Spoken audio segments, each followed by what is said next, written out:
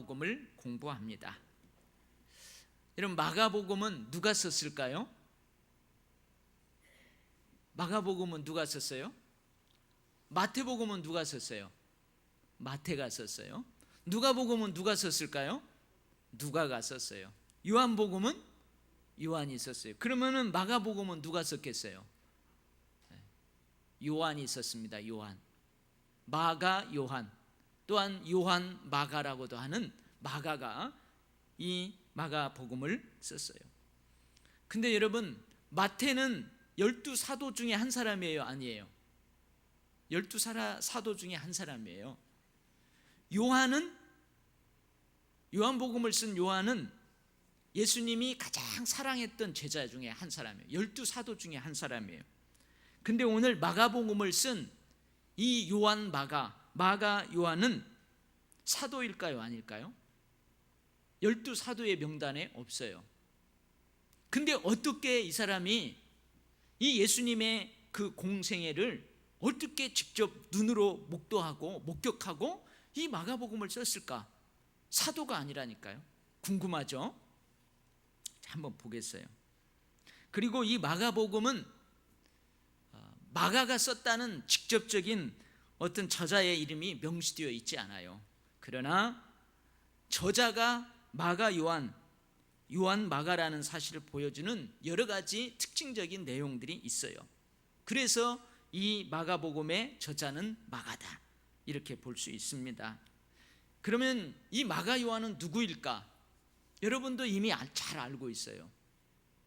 이 마가 요한은 누구냐면 부자예요, 부자. 예루살렘에서 상당한 부와 지위를 가진 마리아의 아들이에요. 마리아의 아들.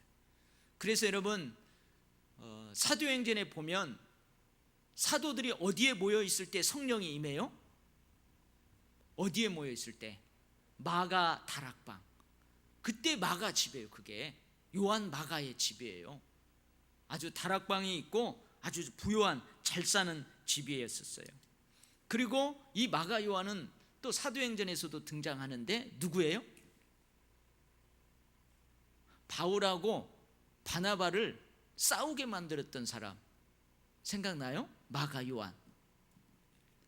바나바의 조카예요. 바나바의 조카. 그러니까 바나바는 이 마가 요한 마가의 삼촌입니다. 바울의 1차 전도 여행 때에 바울과 바나바가 안디옥 교회에 파송을 받아가지고 이제 저 지금의 터키 지역인 이 소아시아 지역을 1차 전도 여행 하잖아요. 그때 이 요한 마가를 데리고 가요. 바나바의 조카인 이 마가 요한을 데리고 가요. 근데 이 마가 요한은 어디 집 도련님이라고 그랬어요? 부잣집 도련님이라고 그랬어요. 부잣집 도련님 고생해봤겠어요? 근데 예전에, 지금이야 뭐 여러분 비행기도 있고 뭐 도로도 잘 닦여 있고 에어컨 빵빵 나오는 차도 있고 그렇지만 사도 바울이 1차 전도여행을 떠날 때 어디 그래요? 그러니까 어려움이 많죠. 그리고 지금은 여러분 저 동남아시아 열대지방 가면은 다 말라리아 예방주사도 맞고 가고 다 뭐 그래요. 예방주사 맞고 가요. 근데 그때는 그런 게 어디 있어요? 그러니까 풍토병에 걸릴 확률도 많고요. 길을 가다가 산적들, 도둑들 만날 수도 있고 그래요. 근데 이 부잣집 도련님인 요한 마가가 가다가 저 밤빌리아 버가라는 곳에서 삼촌 나 도저히 못 가겠습니다. 내 끝까지 삼촌이랑 같이 가보려고 했는데 못 가겠습니다. 그래가지고 거기에서 1차 전도여행 포기하고 예루살렘으로 돌아가요. 그래서 2차 전도여행 때 어떻게 해요? 바나바는 비록 얘가 그때는 준비를 덜 됐는지 어떻는지 모르지만 중도에서 하차했지만 이번에 데리고 가자. 근데 바울은 어떻게 해요? 저렇게 의지도 약하고 그거 하나 못 견디는 저놈 못 데리고 간다 해가지고 바울하고 바나바를 싸우게 만들었어요. 그게 누구라고요? 마가 요한 마가예요. 자, 그리고 아까 얘기했죠. 이 요한 마가는 예수님의 12사도의 명단에 없어요. 근데 어떻게 여러분 마가복음을 쭉 읽어보면 마치 자기가 그 예수님과 관련된 사건을 눈으로 목격했던 것처럼 싹 기록하고 있어요. 어떻게 이런 일이 있을 수 있을까? 그것은 여러분, 이 요한 마가하고 예수님의 수제자였던 베드로의 관계를 알아야 됩니다. 베드로는 마가의 모친 이 마리아의 집에 자주 왕래를 했어요. 여러분, 사도행전 12장에 보면 이제 헤롯이 야고보를 죽여요. 야고보를 죽입니다. 사도 야고보를 죽여요. 그래서 베드로도 죽이려고 감옥에 가두어놔요. 근데 감옥에 있을 때 주의 천사의 도움으로 베드로가 그 감옥에서 벗어나요. 그래서 감옥에서 빠져나온 다음에 베드로 간 곳이 어디예요? 이 마가 요한의 집이에요. 마가 요한의 집에 가요. 마가라 하는 요한의 어머니 마리아의 집으로 가요. 가보니까 거기에서 여러 성도들이 모여서 자기를 위해서 기도하고 있는 거예요. 사도 베드로를 위해서 기도하고 있어요. 이런 기록을 통해서 보면 이 베드로하고 마가 요한하고 참 친밀한 관계였어요. 그리고 베드로전서 5장 13절에 보면 베드로는 이 마가를 뭐라고 하냐면 내 아들이라고 그래요. 여러분, 사도 바울이 디모데를 내 아들이라고 하잖아요. 얼마나 친아들과 아버지의 관계처럼 얼마나 친숙한 그런 호칭이에요. 그래서 이 마가 요한하고 베드로하고는 어떻게 보면은 이러한 친밀한 관계예요. 그래서 여러분, 이 마가 요한이 이 쓴 마가복음은 사실은 베드로의 직접적인 증언을 통해서 기록한 거예요. 베드로가 가까이서 목격하고 경험했던 그것을 마가 요한이 받아서 쓴 거예요. 그래서 여러분, 이 마가복음을 쫙 읽다가 보면 베드로하고 관련된 사건은 좀 더 상세하게 기록이 되어 있습니다. 이러한 연유로 이 마가복음의 별명이 있어요. 마가복음의 별명은 베드로 복음이라는 별명을 가지고 있어요. 베드로라는 복음, 베드로 복음이라는 별명을 가지고 있습니다. 그래서 이 마가 요한이 로마에 있을 때에 로마 교회, 그리고 특별히 유대인들이 아닌 이방인들을 위해서 이 마가복음을 기록해 놓았습니다. 그리고 이 복음서마다 예수 그리스도를 어떤 모습으로 이렇게 부각시키느냐 좀 차이가 있어요. 어떤 모습을 강조하느냐 차이가 있는데, 마태복음은 예수님을 어떤 모습으로 강조를 해요? 예수 그리스도를 유대인의 왕으로, 다윗 왕가의 계승자로, 아브라함과 다윗의 자손 예수 그리스도의 계보라, 이렇게 시작하잖아요. 그래서 왕으로서의 예수 그리스도를 마태복음에서는 강조해요. 구약 성경에 예언되어 있는 다윗 왕가 가문을 잇는 메시아 왕으로서의 예수 그리스도를 마태복음 강조해요. 누가복음은 여러분 읽다가 보면은 참 예수님께서 누구에게 관심이 많아요? 누가복음을 읽다가 보면 누구에게 관심이 많냐면 죄인들에 대해서 관심이 많아요. 사회적으로 종교적으로 소외된 자들에 대해서 관심이 많아요. 그래서 한센스병 환자들, 또 세리들, 그리고 사회적 약자들에 대해서 관심이 많아요. 여인들에 대해서 관심이 많아요. 그래서 누가복음은 섬기는 종으로 예수 그리스도의 모습을 그리고 있어요. 섬기는 종의 모습으로 예수 그리스도의 모습을 강조하고 있어요. 그럼 마가복음은 예수 그리스도의 어떤 모습을 이렇게 부각시키고 있냐면 고난받는 종의 모습, 고난받는 종의 모습을 강조하고 있습니다. 그리고 마가복음은 짧아요. 마가복음 몇 장까지 있어요? 16장까지 있어요. 그리고 1장에서부터 16장까지 이 분량을 잘 보면은 어떤 사건의 분량이 많냐면 예수 그리스도가 예루살렘에 입성해서 십자가에 달려 죽으시기까지 그 분량이 상당히 많아요. 그리고 지난주 제가 잠깐 이야기했던 것처럼 이 마가복음에서는 곧 즉시라는 단어가 나와요. 그래서 이 마가복음은 아주 간결하고 긴박하게 어디로 지금 달려가고 있어요? 빨리 예수 그리스도의 그 십자가 사건으로 막 달려가고자 하는 그런 뉘앙스를 풍겨요. 간결하고 박진감 있게 저 골고다에 예수 그리스도의 십자가로 막 달려가는 듯한 그런 느낌을 받아요. 이런 특징이 있어요. 그리고 아까 이야기한 것처럼 예수 그리스도의 그 3년간의 삶을 목격한 베드로의 증언에 의해서 기록되어 있어서 베드로의 복음이라는 별명이 있어요. 그리고 마태복음은 여러분 쭉 읽다가 보면 뭘 많이 강조하냐면 예수님의 설교, 예수님의 교훈, 예수님의 가르침을 많이 강조합니다. 근데 마가복음은 마태복음하고는 다르게 뭘 강조하냐면 예수 그리스도의 기적을 강조해요. 예수 그리스도의 기적적인 그 행함을 강조합니다. 그리고 구약의 인용이 적어요. 그리고 유대인의 관습이라든지 지명, 족보들은 대부분 다 생략해요. 다 기록하지 않습니다. 그래서 마가복음에는 족보가 없어요. 왜 그래요? 이방인들, 특히 로마에 있는 이방인들을 위해서 썼기 때문에 그렇습니다. 자, 이러한 이제 대략적인 정보를 가지고 이제 오늘 이 서론 부분을 한번 봅니다. 1장 1절 이렇게 기록하고 있죠. 하나님의 아들 예수 그리스도의 복음의 시작이라. 자, 예수 그리스도를 누구로 시작하고 있어요? 누구로 소개합니까? 하나님의 아들로 소개하죠. 하나님의 아들.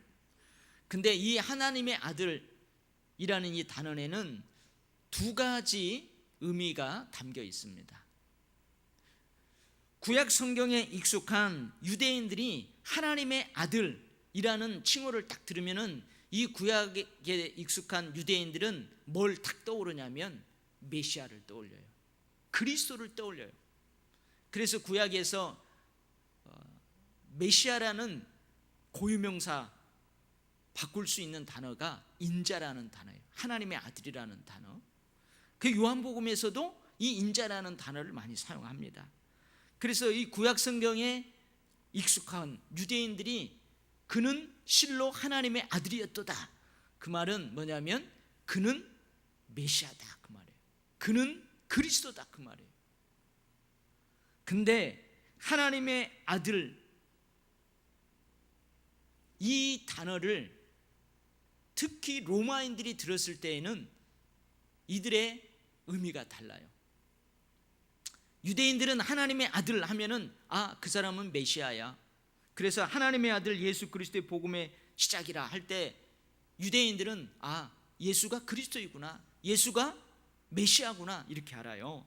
근데 이 로마인들은 하나님의 아들 하면 메시아라는 마음이 없어요.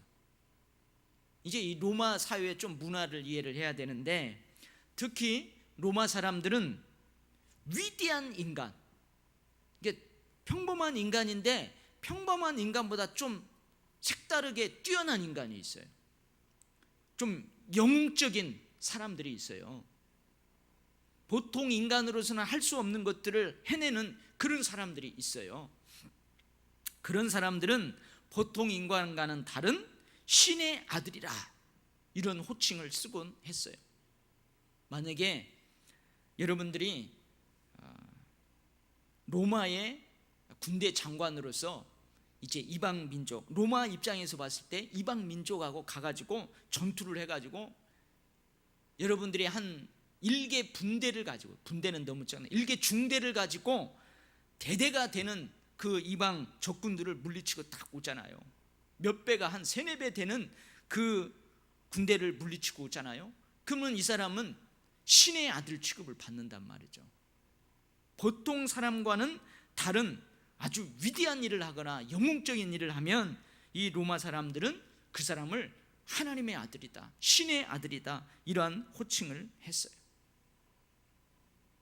그래서 여러분, 하나님의 아들 예수 그리스도의 복음의 시작이라 이방인들이 이렇게 딱 들었을 때는 예수가 보통 사람이 아니구나, 그런 전제를 갖게 돼요. 그래서 여러분, 마가복음 15장 39절에 보면 로마의 백부장이 하는 고백이 거기에 나옵니다. 로마의 백부장이 예수님을 지켜봐요. 예수님을 잡아가지고 여러분 그 신문하고 채찍질하고 저 십자가에 못 박여 죽기까지 그 로마의 백부장이 딱 지켜봅니다.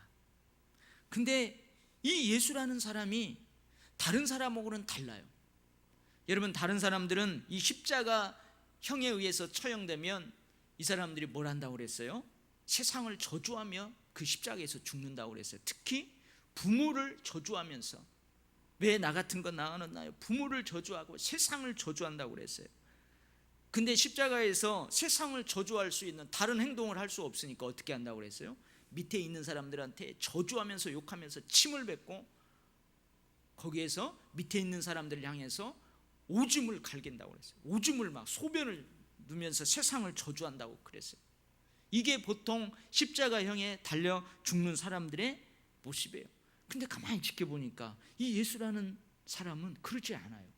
오히려 세상을 저주하는 게 아니고 용서해요. 침 뱉고 욕하는 게 아니고 저주하는 게 아니고 오히려 그들을 사랑하고 용서해달라고 그러고, 엄마 부모님을 만나가지고 부모님을 잘 모시라고 부탁도 하고, 달라요. 그리고 십자가에 달린 그 예수가 숨을 탁 멈춰서 운명할 때 갑자기 하늘이 캄캄해지면서 어둠이 내리고 막 지진이 일어나고 이런 것을 보는 거예요. 그러면서 백부장이 뭐라고 고백해요? 예수를 향하여 섰던 백부장이 그렇게 숨주심을 보고 이르되 이 사람은 진실로 하나님의 아들이었도다. 하나님의 아들이었도다. 그래서 여러분, 이 마가는 하나님의 아들, 이중적인 의미가 있는 하나님의 아들, 구약 성경에 예언되어 있는 메시아로서의 호칭인 하나님의 아들이라는 단어를 아직 그 의미를 알지 못하는 로마 사람들, 로마의 문화에 접목을 시키는 거예요. 접목을 시키는 거예요. 이것을 얘가 그랬죠. 어떻게 보면 복음의 토착과라고 그랬어요. 우리가 이 성경을 번역할 때 그 나라, 그 문화를, 배경을 알면서 번역한다고 그랬어요. 그래서 우리나라는 이 돼지가 아주 더럽고 아주, 그래서 회개하고 막 토한 것을 다시 먹는 이 더러운 돼지로 하지만, 다른 나라에서는 돼지가 아주 거룩한 동물로 인식되는 그런 나라도 있어요. 그런 나라는 다르게 번역을 또 해야 되겠죠. 그러한 의미입니다. 그래서 어떻게 해요? 그 로마의 문화에서 사용되는 하나님의 아들이라는 단어를 이제 뭐요? 구약 성경에서 예언되어 있는 그리스도라는, 메시아라는 칭호로 이제 바꾸어 나가요. 그들이 쉽게 이 단어를 통해서 예수는 메시아다는 사실을 알 수 있도록 이런 단어를 사용하게 됩니다. 자, 이제 세례 요한을 한번 보겠어요. 세례 요한의 그 외적인 모습이 어때요? 낙타 털옷을 입고 허리에 가죽띠를 띠고 메뚜기와 석청을 먹습니다. 사실 이 음식과 이 의복은 광야 생활에 걸맞는 옷차림이에요. 광야 생활에 익숙한 옷차림입니다. 여러분, 이 옷차림은 사실 구약에 누구하고 비슷한 옷차림이냐면 엘리야와 비슷한 옷차림이에요. 그래서 여러분, 그 말라기에서는 어떻게 해요? 엘리야가 먼저 오리라. 그래서 이 세례 요한이 이런 복장을 하고 있기 때문에 사실은 많은 사람들이 세례 요한에 대해서 오해를 하잖아요. 오해를 해요. 그래서 어떻게 보면은 이 복장을 하고 광야에서 외치는 자의 소리라는 것을 나타내기 위한 어떤 그 상징성을 가진 그 옷들, 그 음식들을 먹습니다. 메뚜기는, 지금은 메뚜기 어떻게 먹어요? 메뚜기 보양식으로 먹어요. 여러분, 그거 비쌉니다. 근데 이 당시에는 메뚜기는 가난한 사람들, 먹을 것이 없는 사람들, 기근 때에 먹을 것이 없을 때 잡아먹는 그런 음식이었대요. 여러분, 세례 요한이 이러한 음식을 먹으면서 살았던 것은 그가 절제하면서 살았다는 거예요. 스스로 가난을 체험하고 또 먹을 것들, 부유함을 멀리하면서 자기 스스로를 괴롭히며 참여하는 그러한 삶을 살았다는 거예요. 그래서 이 세례 요한은 매우 검소하고 금욕적인 그런 삶을 살았어요. 이러한 세례 요한에게 주어진 임무가 있습니다. 어떤 임무가 있어요? 오늘 그러죠. 세례 요한은 자기가 누구라고 그래요? 자기는 광야에서 외치는 자의 소리다. 자기는 준비하는 자다. 그렇게 고백합니다. 어디 글을 인용해서요? 이사야 40장 3절로 5절에 그 말씀을 언급하면서 자기는 준비한 자라고, 준비하는 자라고 그래요. 외치는 자의 소리여 이르되 너희는 광야에서 여호와 길을 예비하라. 사막에서 우리 하나님의 대로를 평탄케 하라. 골짜기마다 도두어지며 산마다 언덕마다 낮아지고 고르지 아니한 곳이 평탄하게 되며 험한 곳이 평지가 될 것이요 여호와의 영광이 나타나고 모든 육체가 그것을 함께 보리라. 이는 여호와의 입이 말씀하셨느니라. 이게 이사야 40장 3절에서 5절 말씀이에요.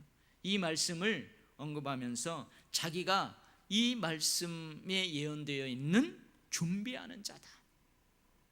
그래서 나타나요. 자, 그러면 여러분, 준비하는 자로서 세례 요한은 뭘 준비하고 어떻게 준비해요? 오늘 보면 세례 요한이 이렇게 합니다. 죄사함을 받게 하는 회개의 세례를 줍니다. 여러분, 내 뒤에 오시는 이를 보게 합니다. 내 뒤에 오시는 그 사람을 기대하게 만듭니다. 여러분, 내 뒤에 오시는 분이 누구예요? 예수님을 이야기하는 거예요. 그 예수님은 세례 요한보다 능력이 많으세요. 세례 요한은 지금 물로 세례를 베풀지만 내 뒤에 오시는 예수님은 성령으로 세례를 베푸실 거예요. 여러분, 얼마나 사도 세례 요한보다 예수님이 능력이 많으시고 또 성령으로 세례를 베푸신다는 의미가 뭔지는 이제 여러분 마가복음을 공부하면서 이제 우리가 알기로 하고요. 여러분, 준비한다는 게 뭘까? 예수님을 맞이할 준비하는 것은 어떻게 하는 것이 준비하는 것까? 여러분, 그것은 철저하게 회개하는 거예요. 예수님 맞이를 하는 것은 철저하게 회개시키는 거예요. 그래서 여러분, 우리 사람을 이 길로 이야기하자면은 우리 길이 평탄하지를 못해요. 불쑥 튀어나온 것이 있어요. 우리의 인격에도 우리의 삶에서도 불쑥 튀어나온 것이 있어요. 잘 굴러가지 못해요. 덜컥거려요. 여러분, 그것은 깎는 거예요. 여러분, 움푹 들어간 것이 있어요. 그것을 깎아서 메꾸는 거예요. 그래서 잘 굴러가게. 그래서 여러분, 이스라엘 백성들 삶을 바라보면서 불쑥 튀어나온 교만들은 다 깎아내요. 이 죄의 상처들로 인해서 깊이 패인 것들은 다 메꿔요. 이게 바로 회개의 세례입니다. 그 세례를 주면서 주님이 오실 주님을 준비시켜요. 그리고 또 한 가지 뭐냐면 세례 요한은 예수님을 백성들이 보게 만들어요.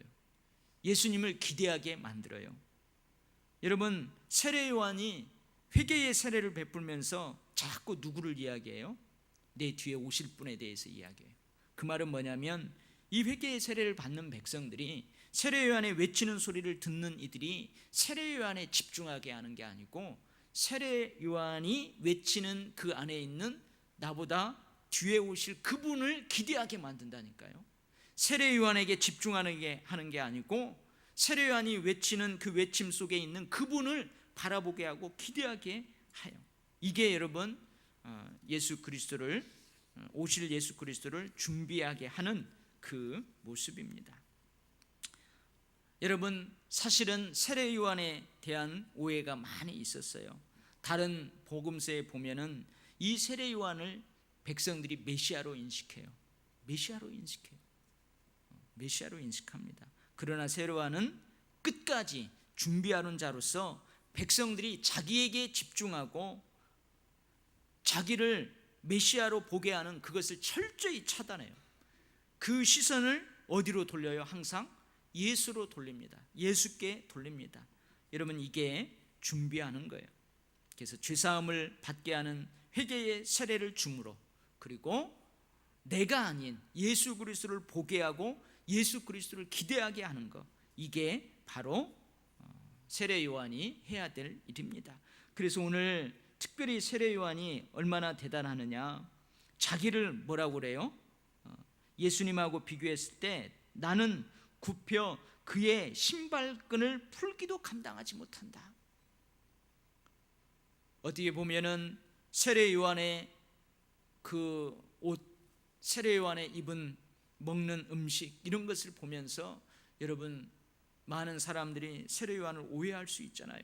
근데 세례 요한은 철저히 자기를 낮춰요. 여러분, 굽혀서 그의 신들매를 푼다, 그 말은 뭐냐? 집에 돌아왔어요. 주인이 외출하고 내 집에 다시 돌아왔어요. 아니면은 그 집에 아주 귀한 손님이 방문했어요. 그러면은 여러분, 그 주인의 신발을 벗기고 발을 씻어줘요. 그 귀한 손님의 신발을 벗기고 발을 씻어줘요. 여러분, 이건 매우 천한 일로 여겨가지고 가장 낮은 종, 가장 낮은 사환이 이런 일을 했어요. 근데 세례 요한이 자기 자신에 대해서 이런 표현을 씁니다. 그래서 어떻게 해요? 백성들로 하여금 철저히 자기에게 주목하지 못하게 만들어요. 자기는 그저 외치는 자의 소리로, 자기는 준비하는 자로 그 사명을 감당하고 예수 그리스도를 보게 해요. 예수 그리스도를 기대하게 만듭니다. 이게 세례 요한의 사명이에요. 이게 주님의 길을 준비한다는 거예요. 여러분, 한편으로는 우리도 준비하는 삶을 사는 때가 있어요. 개척자로서의 삶을 사는 때가 있습니다. 근데 여러분, 개척자들은 사실 이 성경적인 원리대로 하다면 그냥 개척하고 거기 썩어지는 미랄이 되는 거예요. 그냥 거기에 밑거름으로 그냥 거기에 흡수되어 버려야 되는 거예요. 근데 교회마다 개척교회 문제가 뭐예요? 여러분, 개척교회 문제가 뭐예요? 가장 큰 문제가 개척 멤버들의 문제예요. 개척 멤버들의 문제. 왜 우리를 알아주지 않느냐 이거예요. 우리가 이렇게 개척해 놓았는데, 그건 성경적인 원리가 아닙니다. 여러분, 우리 가정에서도 여러분, 내가 신앙의 개척자일 수 있어요. 나는 그냥 거기 썩어지는 미랄이에요.